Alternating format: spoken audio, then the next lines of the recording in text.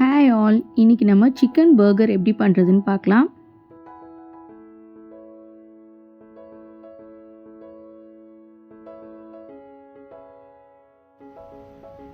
Chicken நல்லா wash பண்ணி எடுத்துக்கலாம். நான் நிறைய ஸ்கின் ஆட் பண்ணியிருக்கேன், அப்போ தான் பர்கர் ஜூஸியாக வரும்.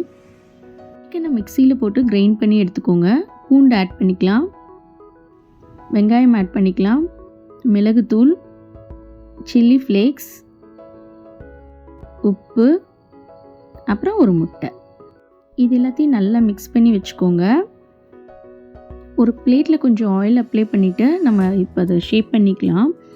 வேணும்னா கையிலே ஷேப் பண்ணிக்கோங்க, இல்லைனா இந்த மாதிரி ஒரு லிட் யூஸ் பண்ணி அந்த ரவுண்ட் ஷேப் கொண்டு வந்துடுங்க. இந்த மாதிரி நீங்கள் ப்ரெஸ் பண்ணி எடுத்திங்கன்னா கரெக்டாக ரவுண்டாக கிடைக்கும். இப்போ இதை பிரெட் க்ரம்ஸில் கோட் பண்ணிக்கோங்க.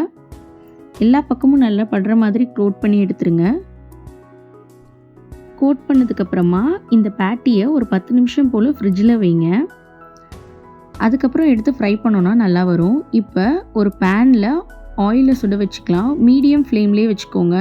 மீடியம்லேயே வச்சிங்கன்னா தான் உங்களுக்கு டார்க் ஆகாமல் கோல்டன் கலர் வரும். இப்போ இதை ஃப்ளிப் பண்ணிக்கோங்க. பாருங்கள், நல்லா கோல்டன் கலராக வந்திருக்கு. இந்த மாதிரி வரணும். அவ்வளோதான், ரெடி ஆயிடுச்சு. இப்போ நம்ம எடுத்துடலாம். இப்போ இதை பர்கரில் எப்படி அரேஞ்ச் பண்ணுறதுன்னு பார்க்கலாம்.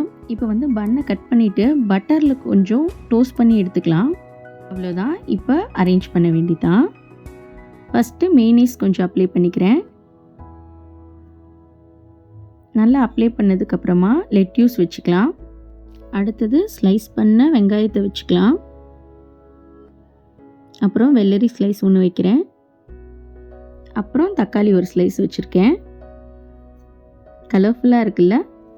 வாங்க இப்போ பேட்டியை வச்சிடலாம். பாருங்கள் எவ்வளோ ஜூஸியாக இருக்குன்னு.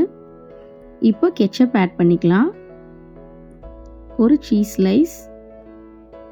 அவ்வளோதான், பர்கர் ரெடி. கண்டிப்பாக நீங்களும் இதே மாதிரி ட்ரை பண்ணி பாருங்கள். இந்த வீடியோ உங்களுக்கு பிடிச்சிருந்தால் லைக் பண்ணுங்கள், ஷேர் பண்ணுங்கள், சப்ஸ்கிரைப் பண்ணுங்கள். தேங்க்ஸ் ஃபார் வாட்சிங்.